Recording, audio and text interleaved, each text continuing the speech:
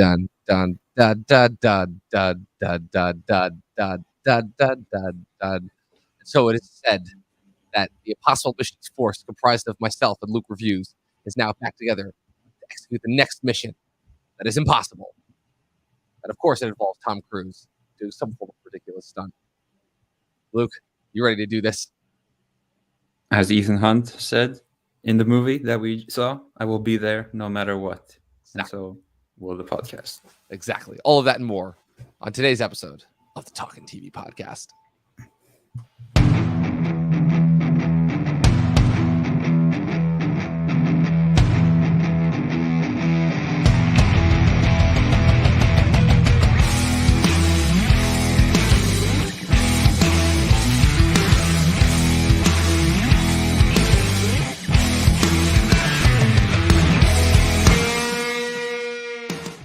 What is going on, everybody? Happy Sunday morning. We're back at the regularly scheduled time with the regularly scheduled podcast content. And it's the next big one, the one that arguably a lot of people have been waiting for ever since the cruisance, if you will, that really started with Top Gun Maverick last summer. Here's the continuation with the 7th entry in the Mission Impossible franchise. Mission Impossible Dead Reckoning Part 1.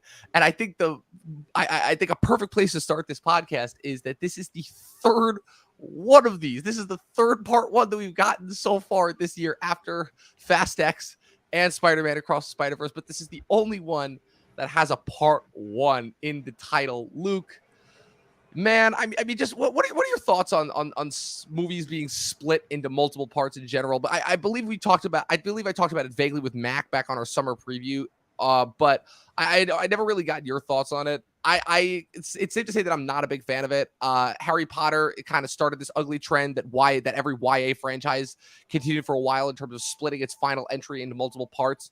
And then it went away for a while with Avengers Infinity War and Endgame. But then Dune kind of brought it back with being split into multiple parts. And now it's kind of back with a vengeance. And I feel like this summer was just trolling us with this. So before we actually get into the Impossible Missions force of it all, what are your thoughts on movies being split into multiple parts? Yeah, I like that you mentioned the YA thing, because like Harry Potter started that whole trend. Then we kind of didn't see it for a while, and now it's back with a vengeance, like you said. And with something like Dune, of course, it's just such a massive story. There's so much to get through. One movie definitely isn't enough. We saw Across the Spider-Verse was gonna be Part 1 and 2, but they just renamed it. But they're still the same movie. Fast X was Part 1 of 2. Maybe it's now Part 1 of 3. So maybe Part 1 of 4. Who knows? Either I think it's a money thing mostly, or they're just writing too big a story to fit into one movie, or maybe with Mission Impossible they're thinking of too many big stunts to put into one movie and related to this one story. But I don't have too much of a problem with a Part 1, Part 2 thing as some others might. I'm just like, okay, you make this, I'll wait. If it's good, I'll be happy to wait. If it ends with a cliffhanger like Fast X, I'll be like, we'll see it when we see it. But well, I mean, I don't mind it. I mean, I guess that's kind of where it comes down to for me as far as my problem with it goes, because it kind of, even by nature of it trying to resolve itself as best as it possibly can, it's just the fact of the Part 1 of it leaves it so open-ended that it kind of still leaves a lot to be desired. Movies are supposed to be entirely complete experiences, and even the trying to get around it, like if it's an adaptation, okay, I'm not saying that I enjoy it, but at least I know that it's based off of something that is already complete. But I find that movies doing it just for the sake of doing it, in terms of like kind of, it's just another form of trying to get people invested in the sequels. And to me, that kind of defeats the purpose, because my whole thing is, it's like I want a fully complete experience every time I go into the movie. And so if I know that ultimately what I'm getting is just only half of the story, there's ultimately something kind of unsatisfying about it. I think the one that did it best so far of the 3 examples that I just listed was Across the Spider-Verse. But even like going back, like the trend got so ridiculous and so lauded on that it kind of went back and even ruined something that I really enjoyed, like Harry Potter, which I loved Deathly Hallows Part 1 and 2 originally. And now going back and rewatching it, the fact that it's split into 2 parts kind of wrecks it, even though it is based off of a massive source material that, sure, you could argue could have been split into multiple parts. Although my whole thing is, it's like, I'm just of the opinion, I don't I'm like, don't do it. Just don't do it. Just make it all one movie, you know. And especially when it comes to something like this, where I mean, Fast X was already egregious enough in terms of how it was so obviously just doing it as like a cash grab, so they could just milk this franchise for even more out of it. Like that to me was just so obvious an indicator of people are sick and tired of this franchise, so we're just doing whatever we can do in order to like kind of keep the interest going. But something like Mission Impossible, which kind of is in a way a miracle franchise, where you have this franchise, it's an adaptation of this 70s spy TV show that kind of gets started in a really weird way, where it's almost like that first Mission Impossible movie is really more of an art film than an action movie, which is kind of really interesting when you think about it, because you have Brian De Palma directing that first movie. And when you think of like what Mission Impossible has become over the course of the 30 years that it's been around, and you look back at that first movie that came out, it's almost like a completely different franchise that you're watching, you know, with like all the close-ups and the weird camera angles and the backstabbing upon backstabbing that's revealed. And it really is more of like a noir thriller rather than really interesting trend of every movie was directed by a different person. You know, with John Woo with the second one, J.J. Abrams with the third one, and Brad Bird with the fourth one over the course of time. It was also the fact that the movies for a long time weren't that successful, and it was really just Cruise as the producer and him continuously coming back to these movies every couple of years or so. I mean, you really saw him dive back into the franchise after kind of, because the trajectory of Cruise's career goes is that after he has the double hitter of the first Mission Impossible and Jerry Maguire in 96, he kind of disappears from the public limelight for a while as he goes to film back-to-back really big artsy endeavors with both of which are released in 1999, that being the double impact of Stanley Kubrick's Eyes Wide Shut and Paul Thomas Anderson's Magnolia, the latter of which earned him an Oscar nomination. But after that, he kind of leaves the artsy fartsy world behind, for lack of a better word, and he dives solely into like genre entertainment and franchises and action films specifically, where he does the second Mission Impossible in 2000. He does Vanilla Sky in 2001. He does Minority Report in 2002. Then The Last Samurai in 2003. He does, I think he takes a break, and then he does Michael Mann's Collateral in 2004. War of the Worlds in 2005, then Mission Impossible 3 in 2006. Then it's a couple that then he's in Valkyrie and Tropic Thunder in 2008. And then the 2010s onward is pretty much just action movies from there on. You know, you have the Jack Reacher and a lot movies. less frequently. Yeah, a lot less. Well, you have the Jack Reacher movies, you have Oblivion, you have Edge of Tomorrow. But after Edge of Tomorrow, it's pretty much just like solely action fare. And then obviously after the whole COVID thing, he kind of almost becomes like this new, like this kind of crowned the savior of Hollywood, which I'm like, wow, okay, so a lot of people are just willing to just forgive a whole lot of stuff from his past in terms of that goes, you know, like the infamous, the Scientology stuff and the Oprah couch jump and some very, very weird stuff that has happened with him behind the scenes. But it's almost weird how you almost have this like kind of resurgence of Cruise as like the king of Hollywood after Top Gun Maverick. And with the Mission Impossible movies, it's always weird because, like I said, you have the Mission Impossible franchise and you have Cruise, and even though it seems like those two are kind of interconnected, they really aren't, because for a long time, there was even a point in this franchise where you weren't sure if Cruise was even going to continue, and you thought he was going to end up walking away. You know, with the infamous, with the infamous, you know, Jeremy Renner being teased as far as being set to take over certain of these franchises, and then the original stars just coming back and kicking him out.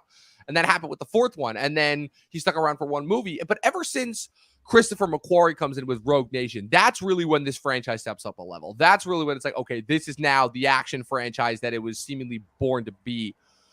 But what's weird about it is I feel like my interest in the Mission Impossible movies, like everything else having to related to Cruise, is different than everyone else's vested interest. Because while everyone else I feel like is a massive fan of Cruise, I am very hit or miss on him as a performer. I think that he is really good when he's utilized by good directors that challenge him as an actor. But recently, ever since he became like this massive king of Hollywood action gonzo star, he produces and has basically sole creative control over all of his movies. It's basically him and McQuarrie, and he's basically been like, oh, I'm all about entertaining people in the most dangerous and craziest ways that I can.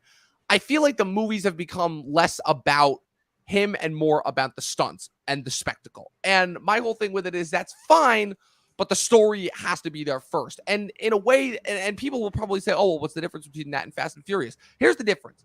Fast and Furious to me has always been aware of the fact that it is quote unquote ridiculous and over the top. So even though it is about the stunt, those stunts like defy human logic and physics to the point where it gets where it's just purely entertaining, you know, and you're invested in the stupidity of it.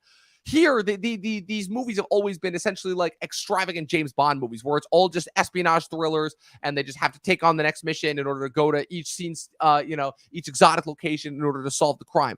And that was cool for a little bit. I liked it when it was a different director each time, so it felt like you were getting a different sort of like visual experience. Though with J.J. Abrams, it was more of like in your face, like, or like I miss those early J.J. Abrams, like, you know, the shaky cam, and it's like that's the first one where it's like it's trying to examine the character of Ethan Hunt, like what if he settled down, and the John Woo stuff with the over the top crazy stunts with the motorcycle stuff.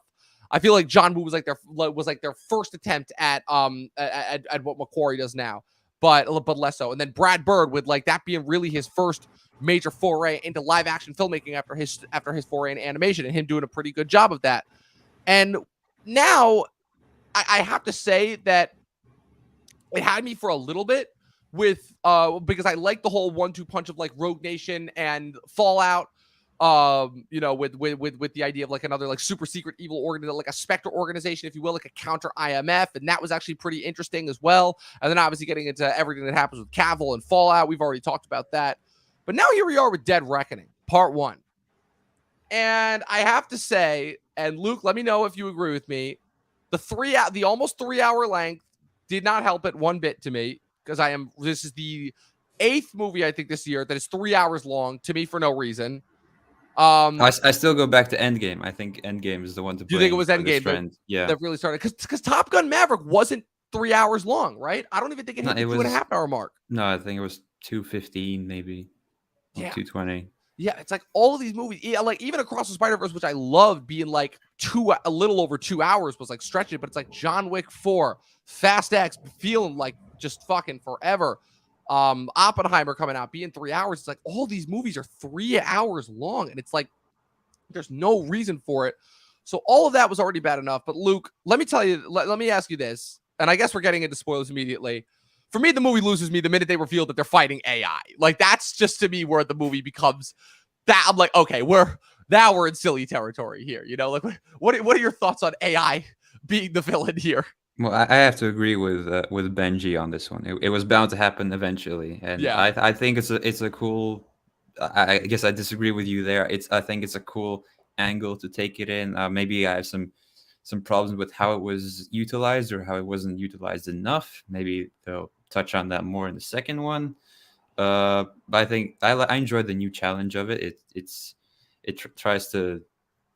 There's some moments of like, what is Ethan's purpose with all this thing? Like, why does he want to kill the AI? Like, just trying to add some depth to that character. He's not the deepest of characters. Like, right. I think we know that. But yes. Yeah, this new challenge, it makes for some fun sequences. It's like slight spoilers, but the airport scene with Benji, that's a quite interesting one. And yes. in Venice, there's a chase, and the AI impacts that chase in a way. So I think I enjoyed the inclusion of AI. It happens to line up perfectly with yeah, right. I'm like, happening. Wow, they couldn't have timed that better. It almost makes me wonder if Hollywood was already starting to experiment around with ChatGPT long before the big unveiling and announcement and kind of intrusion that it's made into our lives. Yeah. My whole thing with it, I'm like, I guess kind of what I can say about it is that I admire the effort. I understand why they're going for it.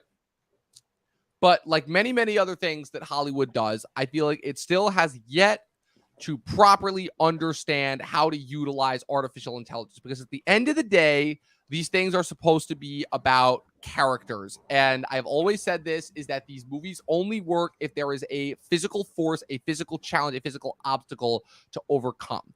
And if it had simply just been a race against time before the AI hacks into like all the nuclear codes thing, similar to what Ultron did, but if they didn't give it a face or a name and they kind of just let the looming, overwhelming threat and existential terror of what this thing is capable of, let that be the threat, and they're kind of racing from location to location in order to try and find it and stop it, that would have been one thing. And if it had kept itself grounded, because the thing that I always admired about these movies is even as the action got more and more ridiculous, as the soccer flag, I'm guessing, is trying to make it. It's a House Lannister Oh, banner. how as that Actually, as House Lannister is trying to make its entry there. But as the action gets more and more heightened and more ridiculous, the thing that I always appreciated was how they were able to keep it grounded, pun intended, because of how practical the action is and how practically it is filmed. That was always kind of the enjoyment that I had from these movies. And I'm sorry, but when you literally have the AI having a voice like Ultron and then having a fucking, I don't even know what you could call Isai Morales' character, like a disciple or whatever, he's and then like a representative. He's a he like representative pulls out of the it. briefcase. Exactly. And then you have like this thing like essentially delivering like godlike prophecies and stuff and literally almost having like this otherworldly ethereal nature to it. It almost steps this movie up into supernatural territory. Like again, there is a version of this movie to me that really works like really well in terms of how they implement and utilize the AI, but it's not this movie. It's not the one that we get. And I don't know if, like you said, if the fact that because this is by nature of this being split into two parts, that we don't get to see it fully examined and fully implemented to the best of its ability. But whatever the case is, it's just it's not it for me here at all.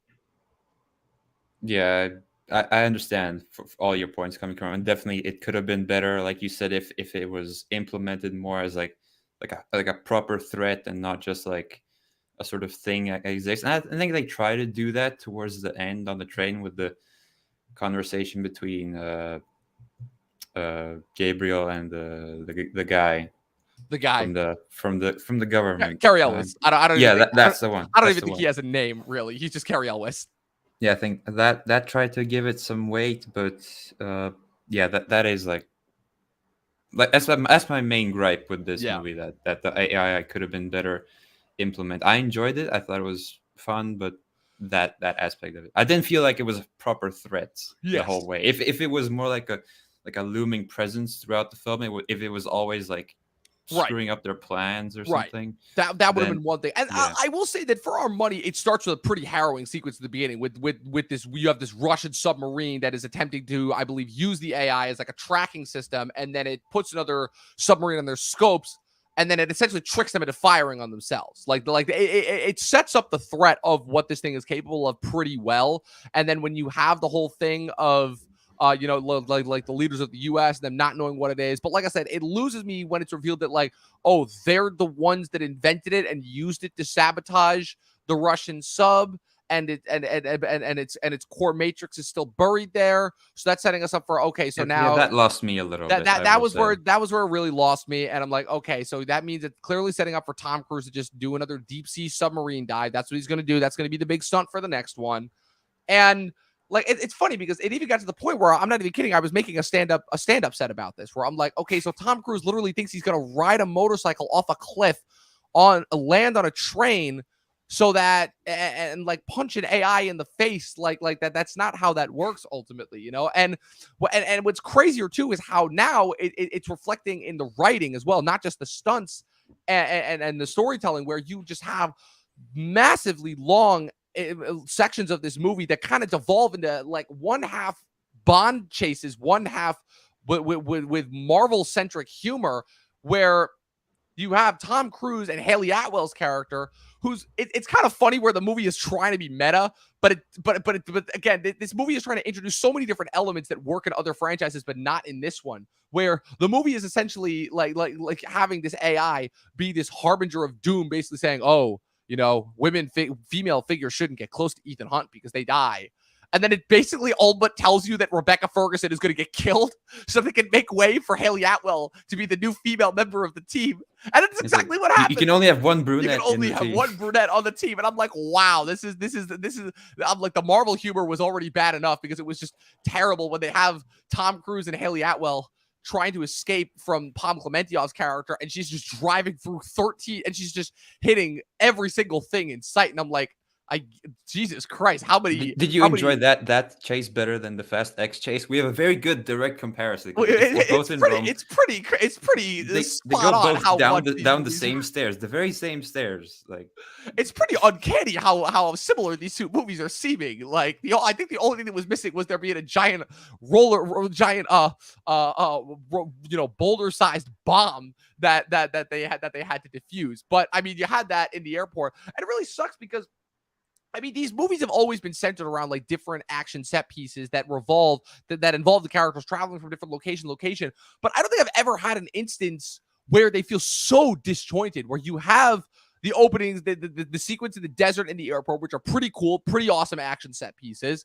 I Then it think the moves airport scene was maybe my favorite sequence of the whole thing. that's the best sequence of the whole thing because that's when Yeah. it's like, yes, we got the team back together. It's very much like the whole film is trying to go back to the first movie in a way with the Yes. train finale and everything. And that one is really, it's quite like the party scene in the first one where it's Yes. like everyone's getting killed off. And I call this whole movie like a Mexican standoff cat and mouse chase. Like everyone's going after the key, but also there's like 5 different parties. Like one wants to capture Ethan, one wants to get the keys. Yeah. And Shea Wiggum shows up. And Shea Wiggum is there too. He's the and a fun game of spot the Top Gun Maverick actor. Yeah, exactly. Because there were quite a few of those. Yeah, but so that opening airport sequence where it's like, yeah, they got the team back together. They're having the snappy one-liners. You know, Ethan, Benji, and Luther back together. That's kind of been solidified as our main trio. You know, Ving Rhames has been with Tom Cruise in every single one of these movies since the first one. The only one that he really didn't have a major part in was the fourth one when all the IMF agents got exposed and the agency was disavowed again.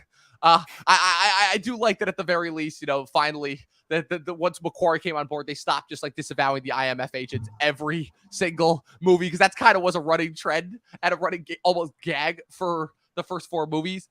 And then you have and Ethan Hunt going rogue. And Ethan Hunt going rogue. Time. Exactly. I mean, and the crazy thing is that even though he's still a legitimate IMF agent, he still goes rogue, which is I don't even know what to make of that at this point. But he's like James Bond and Daniel Craig's there. He goes rogue. He just goes rogue. That's all he does. It's kind of his only purpose left. What's it called? He was out and then he's back in, and then he's out and then he's back in again. He can't make up his mind. So and then you have Simon Pegg's Benji Dunn that gets added, and the third one is like kind of like the disgruntled tech figure that then gets his field license and kind of has become an established member of the team over the last couple of years. It's like one part hacker, one part like funny guy, but then him and Luther have like a good back and forth because they're both kind of respective hackers. And so you have this sequence in the airport, and then oh man, like dude. I mean, I don't think I could have asked for a better. I don't think I've ever seen a better character introduction in this movie. I mean, Rebecca Ferguson's introduction in Rogue One was pretty good, but it's almost like Haley Atwell was like being like, "Move over, bitch.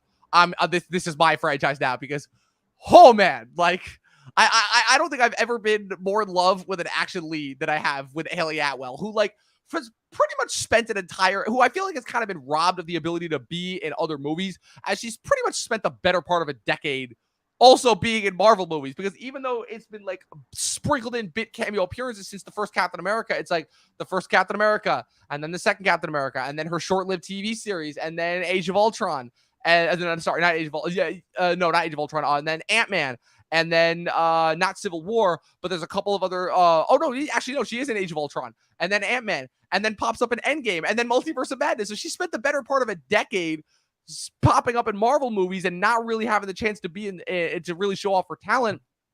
And her being here, I think McQuarrie even talked about like he saw her in a stage play like a decade ago, was so impressed with her that he was just like waiting for like the right point to introduce her to the franchise. And I mean, from the minute that she shows up, she just like steals the complete scene from Tom Cruise. Like instantly. Like, oh man, I don't know. What are your thoughts on Haley Atwell and her introduction as Grace? I couldn't agree with you more. Like the whole airport scene, I'm just staring at her like, wow. You can't take your eyes off of her. You really can't. It's like the way like they introduced Rebecca Ferguson in 5. It's how they do Haley Atwell here. It's just like, okay, this is a new eye candy of the movie, and then later on you have Rebecca Ferguson, Palm Clemente, and Vanessa Kirby. So it's just like, whew. Yeah.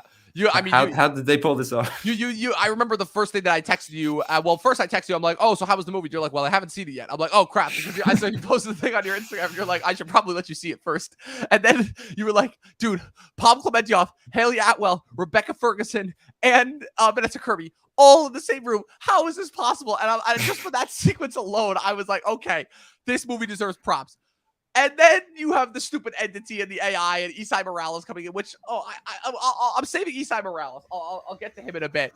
But like just on like those four in that room, and it's like the back and forth of it's like, oh well, you have the thing that I want. Oh well, you have the thing that I want. But you have to do this thing that I want. Oh, but this other thing is here, and it's like you said, it's like I think that's where your statement of this being a cat and mouse game meets a Mexican standoff just is at its point. Because again, I will never ever forget again how Community has essentially destroyed every single genre that there is, with one of the greatest standoffs to end all standoffs, where they just keep pulling out guns and shooting each other and coming back to life and pulling out more guns and shooting each other to the point where where you can't even keep track of what's going on right now and what's going on. And I kind of felt that in this scene where, okay, so this is the part. Let's talk about Isai Morales. I wrote in my review that that Ozark's biggest mistake, the Netflix show Ozark's biggest mistake, was killing this guy off after one season, because you want to talk about a guy that just embodies like charm and menace all at once. Oh man, like the minute that he came onto the scene, and he is just so smooth talking, telling this I'm talking about Ozark, keep in mind, this incredible story about the shopkeeper who ripped off about this cashier who ripped off his dad's grocery store as a kid before brutally murdering an innocent woman, like just absolutely brutally murdering just an innocent woman who's in the bathroom. It's just one of the greatest character introductions I've ever seen. And the fact that he really hasn't been in much else outside of Ozark. I mean, I think he had like he was the villain in this Bryan Cranston movie that came out in 2016 called The Infiltrator, I believe, or 2018 maybe. But like this guy has been like waiting to play a Bond villain for like the longest time, and I still think the thing that brings the biggest smile to my face is the fact that unintentionally so that this was supposed to be Nicholas Hoult originally. And the thing is that Nicholas Hoult in this part, I'm not saying it wouldn't work, but it would be a significantly different part. And I don't think it would have worked out necessarily the way that it was intended. And I will say that Isai Morales, oh man, is he doing his absolute best. Like his acting is so on point. And you want to talk about somebody who completely understands the assignment. But then he's talking about, oh, well, the entity has already predicted our every move. So now, therefore, it kind of makes me irrelevant as a character. And I am now just a mouthpiece. I'm like, why? I'm just like, why are they doing this? Why are they wasting this incredible actor? This dude could so easily be like the next terrorist mastermind, especially when they establish that he has history with Ethan Hunt from like his pre-IMF days. I'm like, why are we getting the stupid AI? Why can't we be getting more of this? I don't understand. Yeah, the Mission Impossible franchise has been, with its villains, they haven't been all timers, but they haven't really been disappointing either. Like in the first one, you got John Voight. He's decent. In the third one, you got Philip Seymour Hoffman, who many people say that's the best villain in this entire franchise. That is still to this day not been topped. Yeah, in 4 you have the guy with the briefcase, the bad guy from the first John Wick, Michael Nyqvist. Yeah, but he's not the greatest of mission villains. In the 5th one, you have Solomon Lane, who's like this imposing presence, and in the 6th one, you have Henry Cavill, my personal favorite of the bunch. He just complete like the comparisons they make in the 6th one, a scalpel and a hammer, just like a big muscly man to oppose Ethan, and they just hate each other from the get-go. From the get-go, he's the perfect foil to Ethan in that one. But this one, I don't know. I think he's somewhere in the middle. He's not bad. He's not great. Like you said, the I work for the entity. Like I represent the entity. That's kind of pulls it down for me. But he does have a great moment. His very last on-screen moment, I do love when he's like, Ethan. That was pretty good. That was a good old-fashioned. That was like a Wrath of Khan, Khan moment. That was pretty good.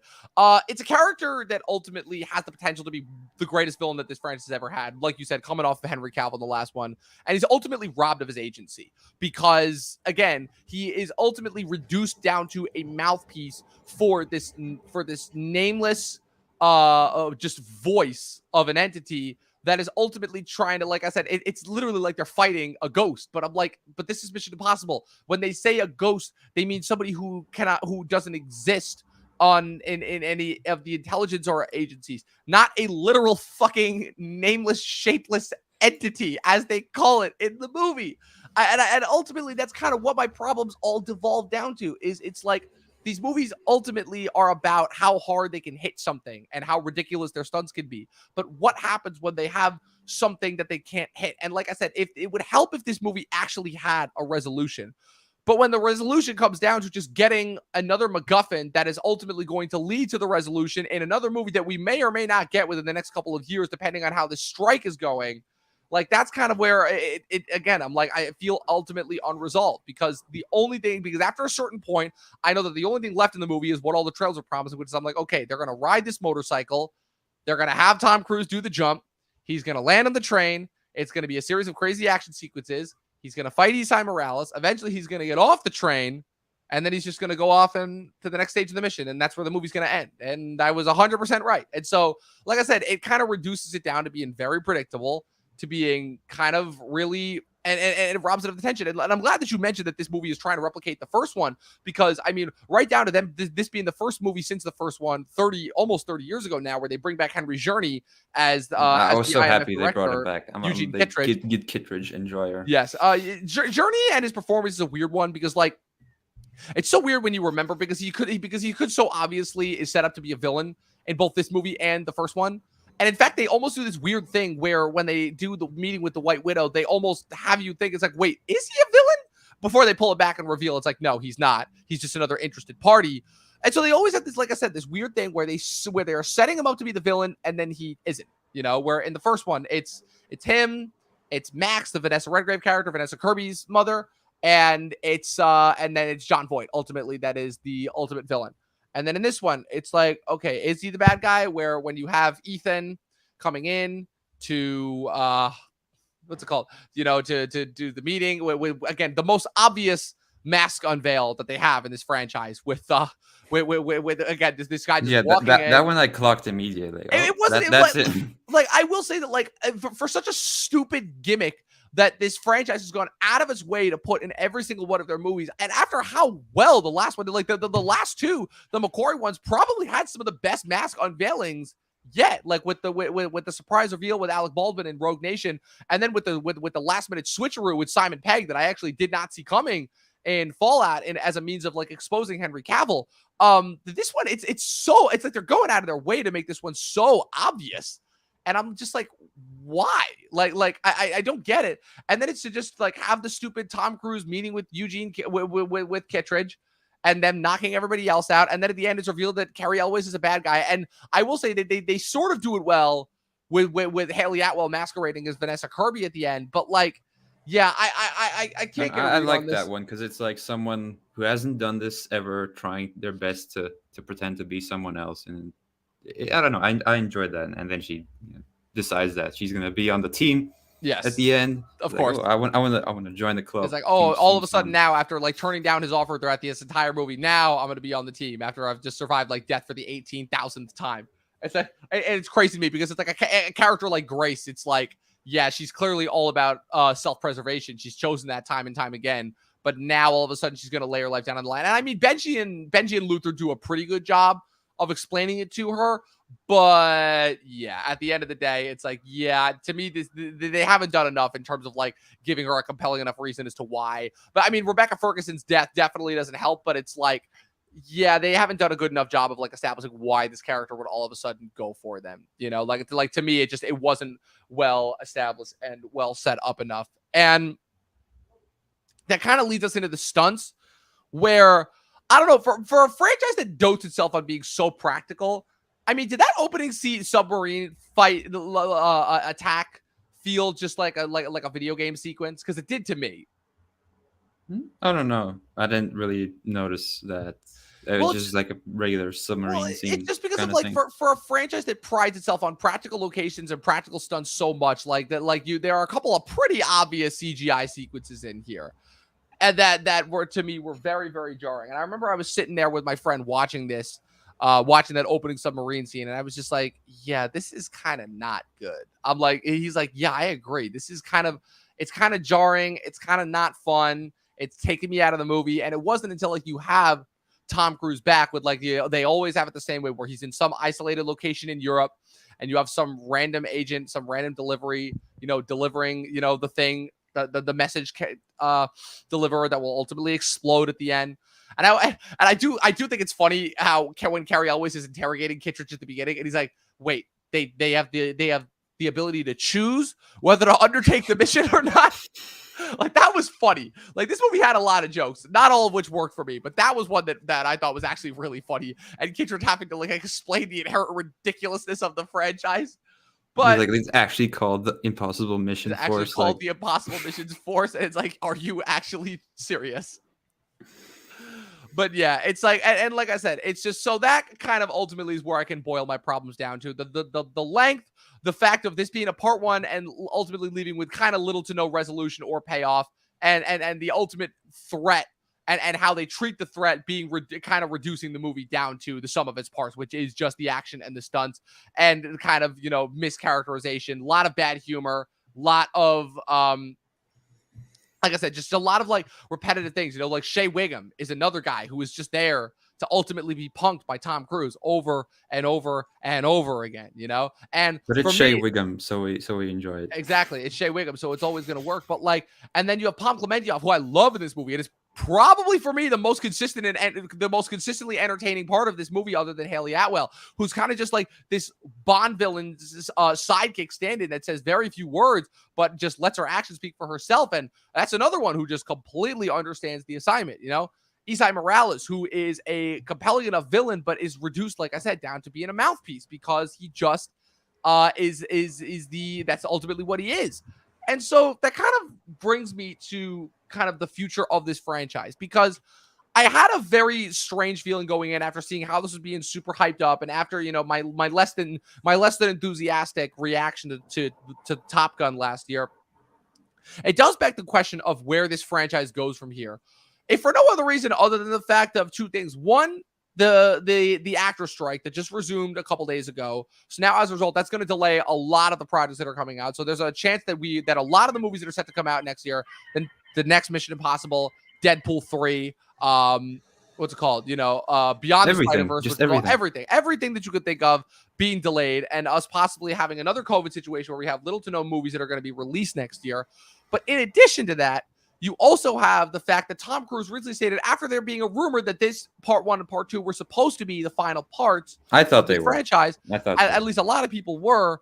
Now him being revealed, oh yeah, I'm gonna be making Mission Impossible movies into these 80s. So he has essentially sealed his fate in terms of he is dead set to make to end his career and his life, more than likely, by doing this franchise. That sounds like a joke, but I'm really not being facetious here. Like that's literally what he wants to do. He wants to die doing one of these ridiculous stunts, and he wants to continue to test his body further and further to see how far he can go. And I gotta say, Luke, as somebody who actually is a fan of Tom Cruise when he's not doing action movies, I just recently did a Tom Cruise binge in preparation for mine and Dustin's Tom Cruise Hall of Fame. And I gotta say, they were all good movies. They were all really enjoyable. He's a good actor. You know, I liked Risky Business. I liked A Few Good Men. I loved Color of Money. I was blown away by Rain Man. You know, I really, really enjoyed Jerry Maguire was my least favorite out of them, but his performance in that movie is fantastic. Show me the money. Exactly. And he's a good actor. And I gotta say that him just dedicating the rest of his life to entertaining people by doing ridiculous stunts. I'm sorry, I know that works for a lot of people, but it doesn't for me, especially because this is the first instance where the story was just not strong enough to back up or justify the stunts to me. Yeah, I agree with you there, because when I watch these older Tom Cruise movies, I'm like, dang, he's a pretty good actor. I would like to see what he can do now, but unfortunately, his heart is seemingly set on these action movies, and he wants to do that movie in space, or he wants to do that musical with Chris McQuarrie, or whatever that is, Yeah. or that other action movie that they want to do. You know, we can't stop him, but yeah, if we maybe somehow can convince him to take a few months out of the Mission Impossible time to do a drama of some sort, someone can deliver that script to him, I think that'd be awesome. But yeah, Well, if not, we just rewatch the old dramas. yeah, exactly. Well, because originally, I mean, there was like a turning point that was happening right around the time when Top Gun was set to start, which is when Tarantino was originally considering him for the Cliff Booth part and the Brad Pitt part in Once Upon a Time in Hollywood. And that didn't so good. right. Oh my And God. like, as much as I love Pitt in that movie, there is a version where I'm like, I would have been so interested to see like an older Cruise in that movie, because the whole thing about Cruise is so with all these action movies, he is so determined to show that he's unstoppable. But the thing that makes that Cliff Booth part so damn interesting is that's a character. That whole movie is about older characters coming to terms with their mortality, and seeing an older Brad Pitt probably like finally in a way coming to terms with the fact that he is an older movie star. It's really interesting seeing like this Brad Pitt kind of a late career resurgence that you've been seeing the last couple of years. Not to segue too much, because with the exception of Bullet Train, which is more of kind of like a fun, like Tarantino-esque romp, like an old school Tarantino romp that's more akin to like a Guy Ritchie movie, the trifecta of Once Upon a Time in Hollywood, Ad Astra, and then Babylon last year is really like, to me, Brad Pitt coming to terms with the fact that he is an older actor, and he is like an older movie star now.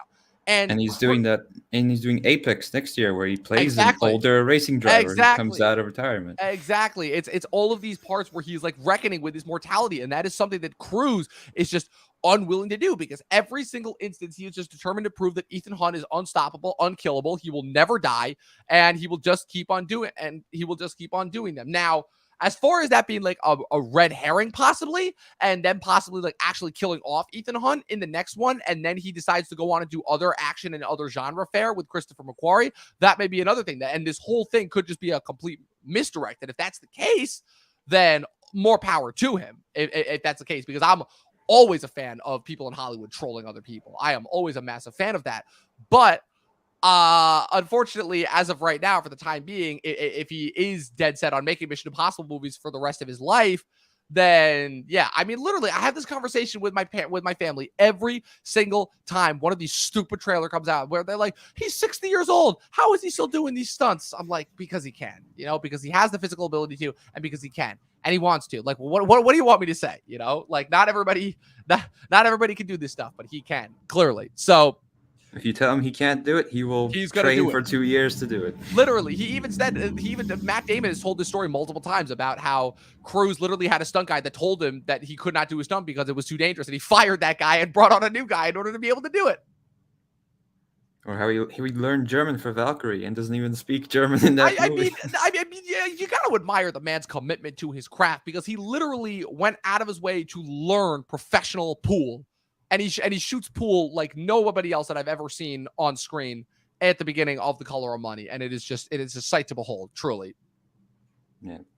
Yeah. But yeah, as of right now, I gotta say, yeah, for this one, it's hard for me to say this, but in terms of my ranking of this franchise, the only one that I have below this is 2. I like all the other movies better than this one. I do. I really do. I like Rogue Nation and Fallout, obviously, for me, are the 1-2 punch. I'm a big fan of 1 and just how different and interesting of a movie that is, especially to start to a franchise. I've always been a fan of 3. I thought that was the most underrated. And then Ghost Protocol, as far as being like kind of the real beginning of the transition into like more of the stunts. But that one I remember still really enjoying in theaters and being like a really fun and entertaining time. I like all of them better than this one, unfortunately. This was the one where, again, I was starting to feel the length. The action sequences were starting to get a little bit too repetitive for me. Again, all the chances they had at interesting characters and like I said, all the great new additions to the cast that they had of returning players were ultimately kind of lackluster and undercut in service of this beyond ridiculous and frankly stupid plot element. And yeah, I just got to say, it really wasn't super enjoyable for me. I only gave this a 3.5 out of 5, and that's, I feel like, being generous. Yeah, I guess I'm not as negative on it as you are. I'm actually quite positive. I'm still running on the high of the movies are back year that we're having. Oh, for sure. Seemingly next year we won't be having the movies. Yeah, exactly. Back, since again we this is why we can't have nice another things, year, because and we can declare that the movies are back again in a few years. It's gonna be like an every other year kind of a thing, where we thought they were back in 2021, but they all went to streaming, and then last year they were sort of back, but they only ended up releasing 5 movies in the whole summer. And this year it's like, yes, they're finally back, but now we have a writer's strike and now an actor's strike. So now all the movies that were set to come out next year are being delayed. So we're gonna have to sit through another year of no movies before we get the movies back again. But hopefully by that point, the AMTP and the guilds will have figured out some sort of a deal, so that way we can like get our entertainment back, because oh man, there's so many shows and movies that I was looking forward to that we're ultimately not going to get. But I don't know, like they are. Oh wait, no, I just realized that Apex, Brad Pitt is SAG affiliated, so yeah, Apex is going to lay down Apex is not going to be filming, which sucks because they were finally there. They were at the Grand Prix. They were filming, and yeah, I don't know what they're going to do about that. But oh man, I was quite positive on this movie. I will need some rewatches. I will definitely go back after the Barbenheimer double feature on Friday. I am planning to do just that. Yes. But yeah, right now it's at number 2 in my ranking. Will it stay there? That's a big question. Will it hold up on rewatch? I didn't feel the length as much as you did. Yeah, I've only seen it once. I've seen Rogue Nation like 4 or 5 times, and Fallout like 8 times. So it needs to cement itself after a few rewatches. But I'm very much looking forward to 8. I got enough finality from this one. Like this one was about getting the key. Next one's going to be about getting to the sub. Yeah, hopefully it can release sooner rather than later. But I waited. We'll see. 3 years for this one. It was my most anticipated 3 years running. I can wait for that one. Yeah, because what was it supposed to? Because it was originally supposed 2021. to be right. It was it was going to be Top Gun Maverick in 2019, and then this movie in 2020 before COVID, and then COVID pushed it back to 2021, and then it was like because the whole thing is he wanted to get Top Gun out first, so they kept pushing it back and back. And originally this was going to come out in 2022, and then they pushed it back to this year. Yeah, it's been pushed back a lot, and then on top of that, it's just I completely lost my point what I was going to say. But it's here. We got it. We got it. It exists. It exists. We've seen it. They got the key, and now they're on to, like I said, they're on to the sub. That's exactly it, man. It's crazy to think it's been 5 years since Fallout, because they are always been an extended amount of time in between these entries, because there were 4 years in between 1 and 2. There were 6 years in between 2 and 3, and then there was 5 years between 3 and 4. And then these movies finally started to come out a little bit more on a consistent basis. 2015, 2018, there was a 3-year gap, but man, it's been 5 years. That's the other thing too, is these movies take a long time to make. So they come out like very infrequently. But yep. So as you guys can see, one was definitely more positive than the other, but that's the next installment in our summer series. The mission of reviewing this movie has been completed, and now on to the Barbenheimer of next week, the double release that everyone has been waiting for. Luke, it's going to be a big I'm almost done with the book. I have 100 pages left. You better get reading. You better get reading. All the interesting stuff actually happens after it explodes. So in that case, I wonder if we'll get there. Well, in that case, I'll definitely see. So I guess there is a reason for why that is going to be 3 hours. How crazy is it that that cast was right there for the red carpet premiere, and then as soon as the SAG strikes, they're like, oh, we're out, we're leaving. How crazy is that? Very quite funny. Yeah, it's just like, oh, sorry guys, we gotta go. Like, it's so funny because enjoy the movie. It's actually really funny because I went to a discussion at the SAG after a Robin Williams Center in New York City for a play, and I was half expecting, and earlier that morning the strike had commenced, and I was literally half expecting just kidding, guys, you can what's it called? You just kidding. You guys could leave. These guys are on strike now. So I thought that was particularly funny there. But yeah, so that's it. Barbenheimer next weekend. Ninja Turtles after that. And then we're taking off, and then Ninja Turtles 2 weeks after that, and then we're going to be wrapping up the summer season with Blue Beetle. And man, it's been a great summer season. It's been a great year for the movies being back. We got to savor every one of these, Luke, because we might have to go back to some alternative content. Come next year. Can we start watching reality shows? Oh God, or something? Oh God, review them on a weekly basis. Then we're really gonna have Sung Low if we sink to that point. We're gonna start a book club. I got plenty of books I gotta read. We can. Oh man, we could. We have plenty of options. There's always more options in the world in the world of media. We're gonna get people follow you on the interwebs. They can follow me at Look Reviews on Instagram and YouTube. I've been pondering making a video of why Fallout is considered the best one almost unanimously, so maybe I'll get to that. My thoughts are always the same on that. Just do it. Just go for it. Yeah, I will do my best. Yep. And then of course you can follow myself at Movie Nerd Reviews across all platforms. Be sure to follow the official Talkin TV podcast across all platforms.